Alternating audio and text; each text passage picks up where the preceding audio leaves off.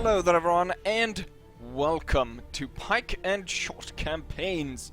So this is another game that I bought during the Steam sale, and I thought that I would go ahead and see if you would want to see some of this. We're gonna start off with some tutorials to get familiarized with how this works, and then we'll see about possibly doing a campaign. Since it's done during Pike and Shot, we have sort of the time span there of the Pike and Shot era, where there's a number of wars here. So we got quite a few here in Europe, but the basic period is between, as it says right here, 1494 and 1698. So those are the periods, and most, I guess, or a lot of the wars in between there, you can actually play here. And this first campaign is between sort of, you can set up a bit how you want really. In the test here I set up Scotland versus Poland, which is a bit strange, but you can do it. Then we've got the more historical ones, which are Gustav Adolphus versus the Imperials, similar to the sort of battle series that I'm doing for Total War Medieval, when we have the Habsburg Imperials versus Sweden. But here you will actually have a map, you'll move your armies around. We can go ahead and take a look at that, but we also have the English Civil War and the Great Turkish War. But let's go ahead and take a look at just quickly here before we go ahead and do the tutorial. We go ahead and take a look at how the campaigns work, and then I want you guys to decide what we should do. So we start off right here, so we choose which side. Are we going to be the royalists or parliamentarians? So Cromwell or King Charles. And then force set up either automatic, or if you set up the armies in the start. We'll go ahead and click here, so we got a few stuff going on here.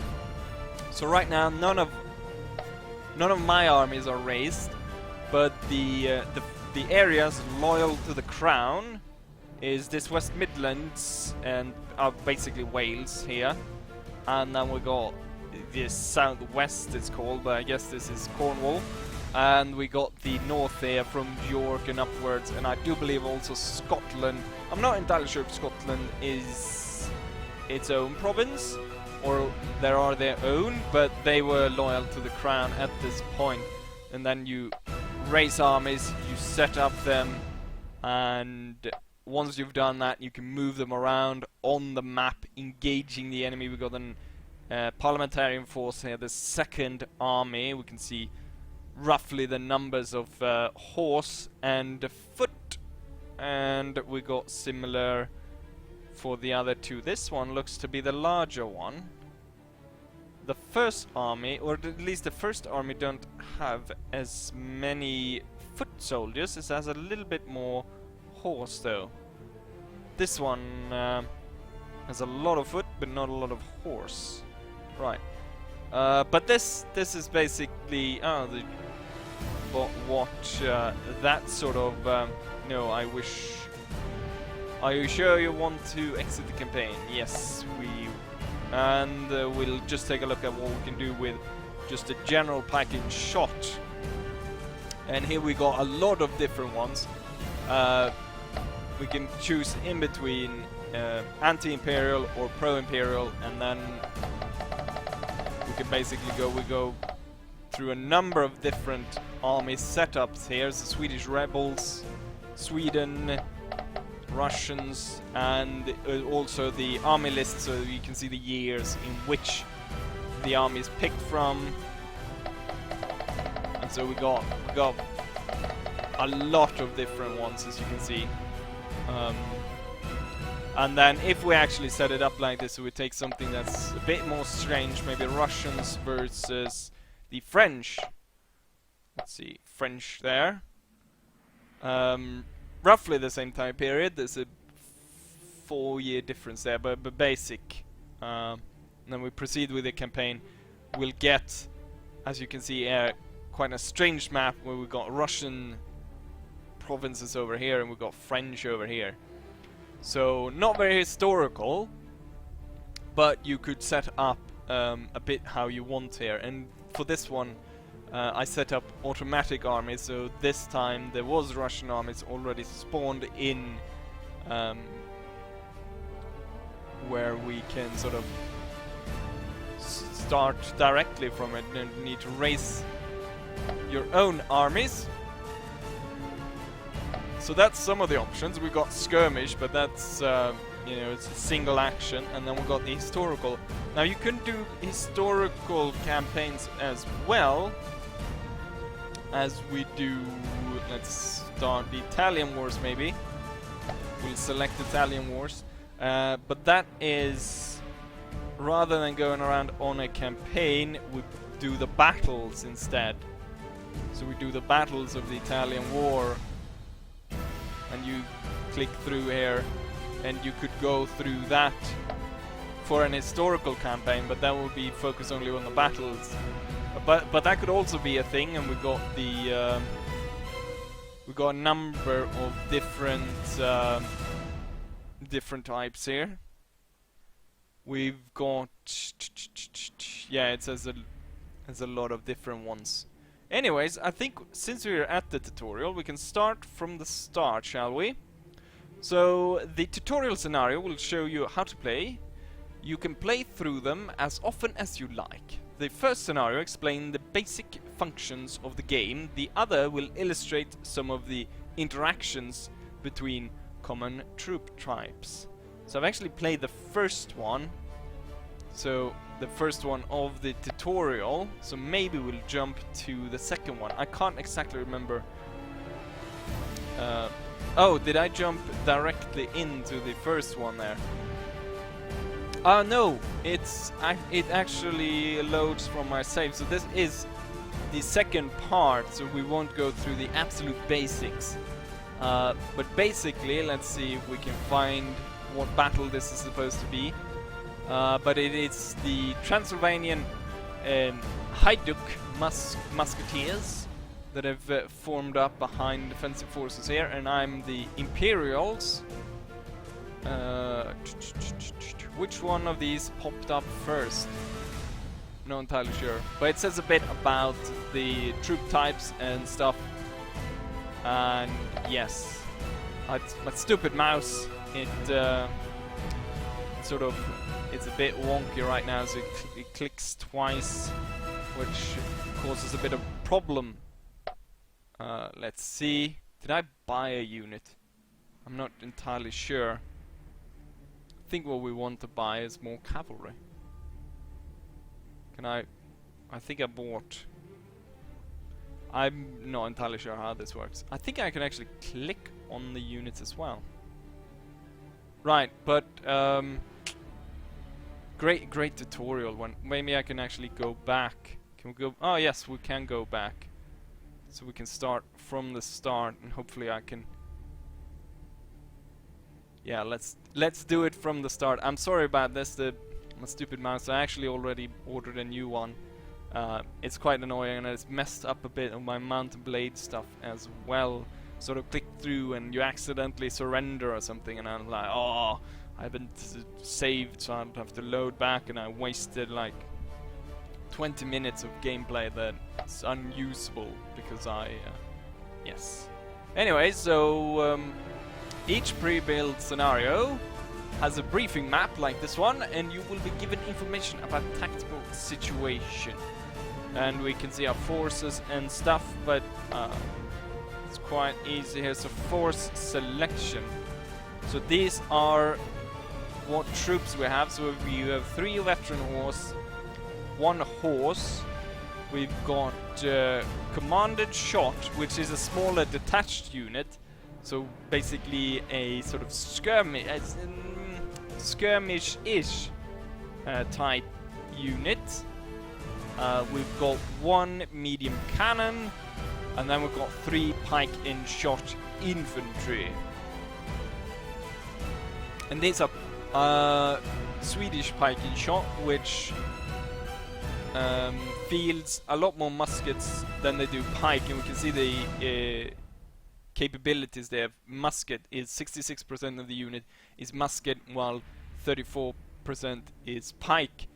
And the three main, as sort of as I understand it, or as I remember how I understand it, is there was three kinds sort of during the Pike and Shot. You had the sort of Spanish, which very much relied on the sort of pike. They were very large and very hard to maneuver, and they had a lot more pikes. And then you had sort of on the opposite side you had the Dutch.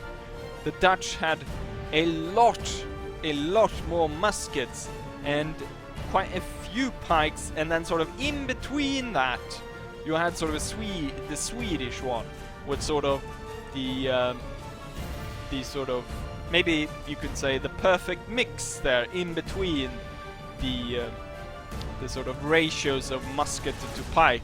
And then also Gustav Adolphus laid a heavy emphasis on the fire shock, or the fact that you would scare the enemy off by doing tremendous volleys, where you would line up the troops set them up in 3 ranks and be able to fire. And fire shock was the basis of the Swedish army for a very long time during the period, the sort of great, the period that's known as the period of great power in Sweden. So that laid the basis. But yeah, we've selected our units, or we have take a look at them. So let's go further. Right, so here we have Gustav Adolphus, and he welcomes us to the 30 Years' War. And there's some stuff here. Take time to move on the battlefield. Select your own units. Click on the end button. The battle will continue until one army breaks or flees. This will occur if it has 60 or more of its original units broken. And then click on the tick button or press the space bar when you have read each message. So now we start off with the Swedish turn. We can mouse over the units and we can go ahead and he's talking a bit about the units there, but now we're gonna move them. So we got the Imperial units over here, and since this is a tutorial, we start off with more units than the Imperials.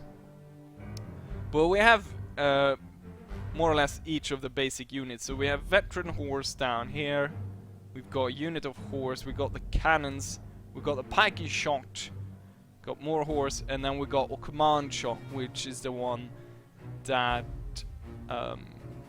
only has muskets, but there are also not that many men in it. It's 145 men compared with a Pike and Shot unit, which roughly consists of about 500 men.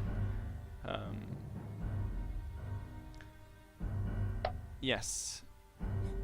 Mouse over here, and then we got the question marks just to highlight the fact that we cannot actually see if there's anyone in there. Now, I've played the scenarios, I know there's no one in there. First thing I'm going to do is I'm going to select the cannons, and I could fire on the horse, but I have no interest in firing on the horse. I want to fire on these larger units, so I'll click here and I turn the unit. This unit, I don't think it actually can move, but maybe it can, so you can actually unlimber it, but now we've turned it. But it cannot shoot when it's moved, so we'll have to wait until next turn to do that. Now let's go ahead and start up the Pike and Shot units, and I'll just check how they can move, and we'll move this one up. The enemy responds by firing on it, which can happen if you move within the range of the enemy.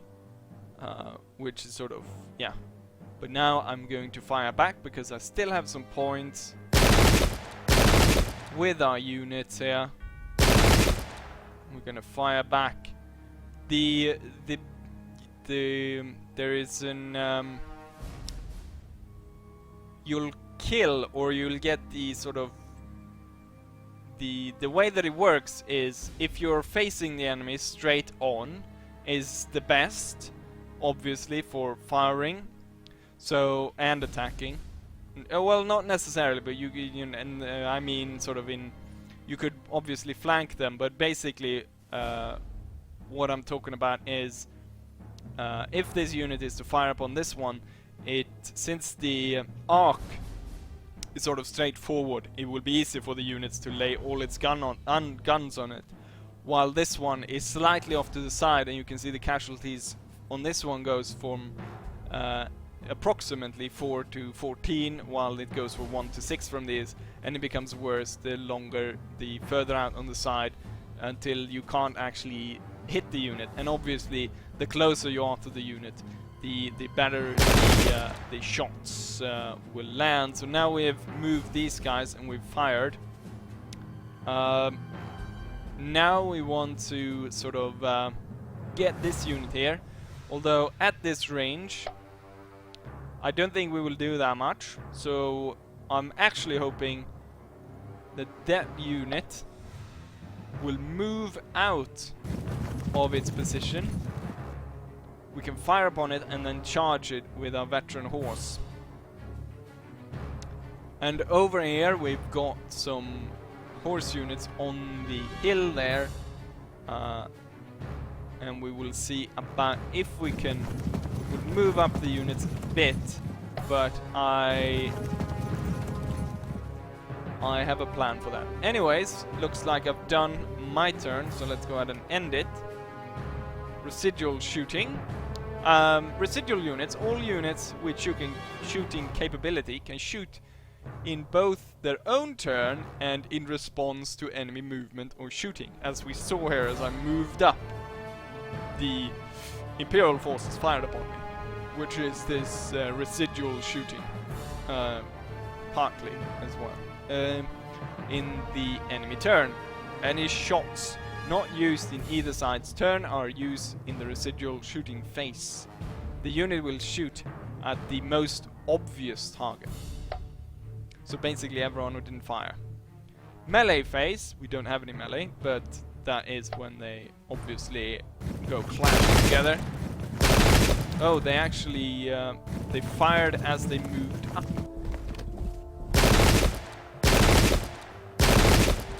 Oh, they go bold this time compared with last time I played this. It's a bit strange that this obvious target they fired through and fired on this one, which I thought a bit strange. But now it's our turn. We'll start up here and we're gonna go ahead and shoot. Actually double click the stupid mouse, so I could have been dangerous there. But now we're gonna go ahead and charge since we've fired upon it. And we can see, let's see if we can see, is that the enemy? Guess it is. Yes, it is. So we got both the unit there. We got our unit on the left and their unit on the right, and we can see through the stats here, and we're roughly in the same sort of, they have a little bit more men, but as you can see we've got a lot more power there on the sword, and we also got a lot more power in the, I guess this is armor, the little helmet there down at the bottom there. But these guys have pistols, which gives them a lot more, or carbines and pistols, which give them a bit more in firing. But if we go ahead and click here, we can see the impact. The chance of victory is 70%, draw is 31, and lose is 0. So either we draw or we lose with a... No, I mean, either we win or it will become a draw. And then for the next melee round, there is a 34% chance of victory, a 64% of draw, and then a 3% to lose. And this is obviously to show maybe for, say, Lancers, which would have a great impact at the start of a round, but then it would show that a prolonged battle would possibly be not advisable. Right, let's go ahead and charge. So we impact. We lost 9 men. The enemy lost 30. The unit morale stat has dropped to fragmented. This means that the morale and the cohesion are severely impaired, and it's close to breaking. It will fight at a severely reduced effect. The casualties it has suffered will furthermore reduce its fighting ability.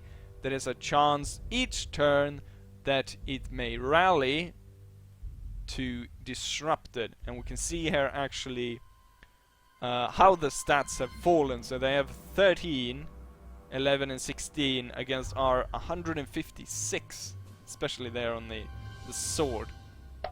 So that unit is probably not going to do very well, since they lost quite a lot more than our cavalry unit.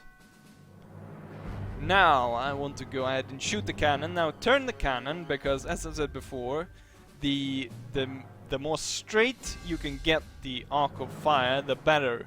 So right now I've turned it, so I will be able to give a much better fire on these two big units rather than firing on the horse. So we can see here there's a casualty rate of either 0, which we miss, or up to 25. Probably do... oh, we missed. I was about to say we'll probably do something in between, but we missed the cannon shot right there. But what we'll go ahead and do is we'll fire everything we got on this one in the center, and hopefully we can possibly break it. It's been disrupted, and that's very good. So it's disrupted and it gets the D there. We've delivered the D to this unit. This one has F because it's fragmented, so it goes the D of disrupted, then F for fragmented, and then beyond that they run away.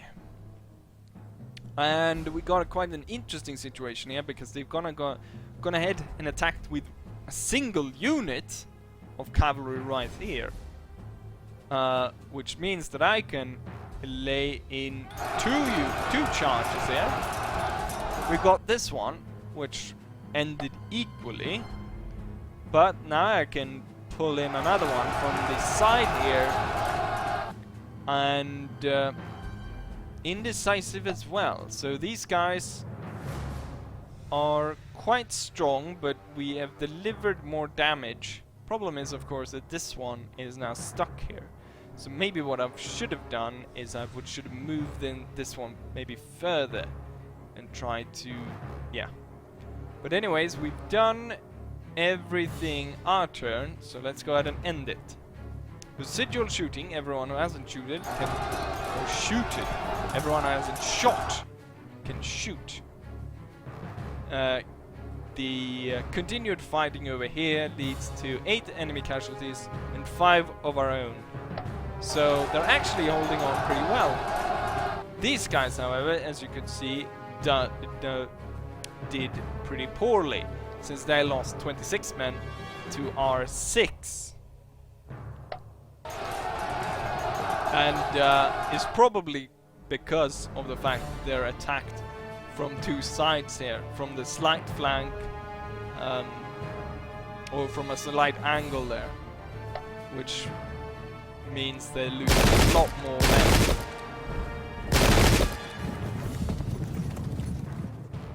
And we're able to deliver quite a good firing there. So more residual firing, and then a melee phase. Now we did quite well over here. Can do fragmented. One more and they'll retreat. No, they haven't retreated yet. Don't like it, the fact that last time what I did was that I aimed it across and I fired at the horse. But I thought this time I'll be clever and turn the cannons and fire this way. didn't hit a single bastard. Right, let's see about... Can we fire in? Can I move up maybe and fire into the... Or do I have to turn it to fire? No, I don't think we can fire actually. So move this command unit around and see if we maybe can fire at these guys. But I think what I'll actually do is I'll actually move these units up. Gonna take some casualties, but in this scenario, since we outnumber the enemies so badly, there's very little chance of yeah, us losing. One interesting thing that I actually noticed here is when I aimed for this one, I got like 5 to 30 casualties, but if I aimed for this one, it wasn't even half. It was like maybe 1 to 10. So the angle there and the it's very important. So the casualties here, actually maybe we'll fire with this one first. What I could have done is actually turned towards this and probably gotten a better shot off. So if I had turned like that, I'd probably got a better shot off, but that's for now. So there's a 58% chance of victory here, and I'm gonna go ahead and charge. 8 to 35, they're fragmented, so we've shot at them quite a lot, and the charge here led to victory. The dice was in our favor, and this fight will continue. Let's go ahead and end the turn. Residual shooting phase, and then melee phase.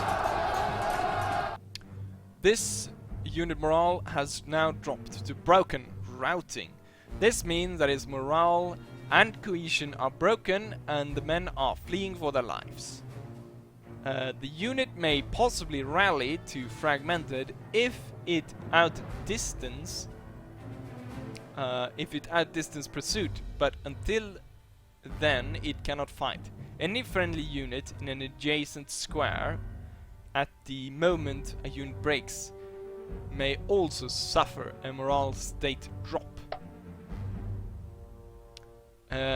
Massively disadvantage we won with the victors will pursuit. The pursuit may last several turns. No orders can be issued to the pursuing unit. They cease pursuit if the routing unit leaves the battlefield. The pursuers may do so too.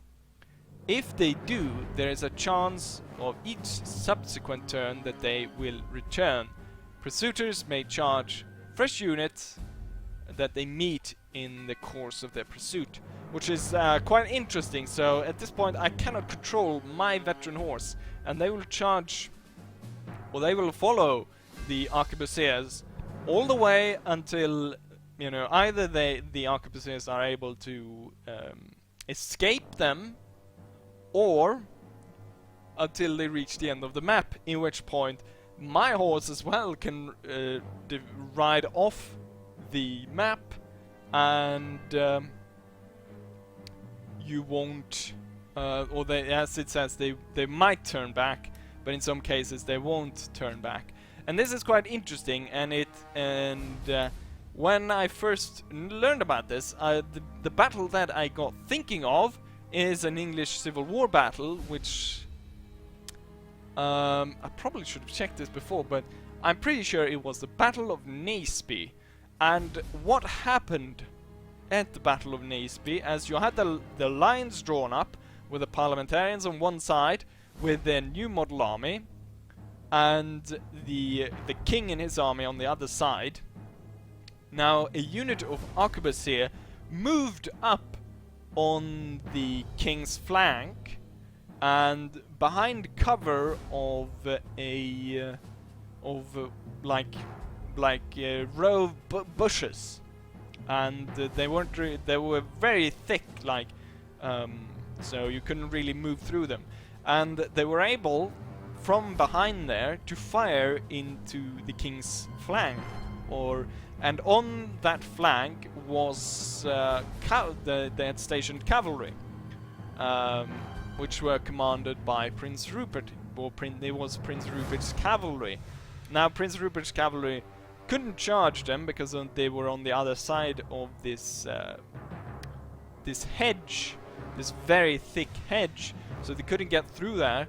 So the alternative then was to charge straight forward, and they charged straight forward and they met with the parliamentarians of the New Model Army cavalry. They beat them, and then they continued to pursue them off the battlefield,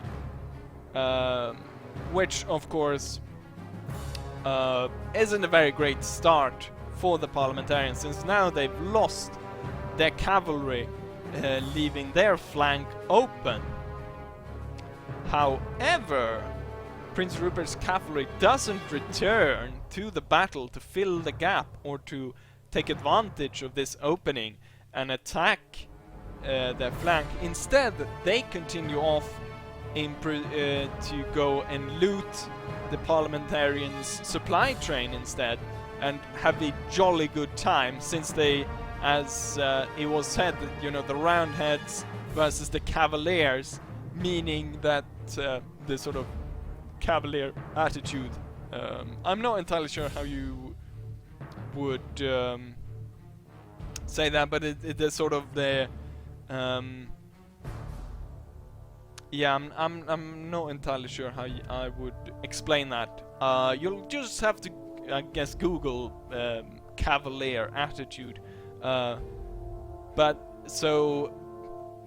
on the other hand, the parliamentarian cavalry, which part of the New Model Army, which had this sort of more of a disciplined style of how they were trained, actually reformed, came back, filled a gap, and now the royal force lacked cavalry on their side, and it ultimately, no spoiler alert, led to the defeat of the royal forces at the Battle of Naseby.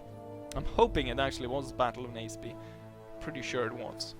Anyways, so there we got a sort of historical background to this sort of game mechanic, if you will.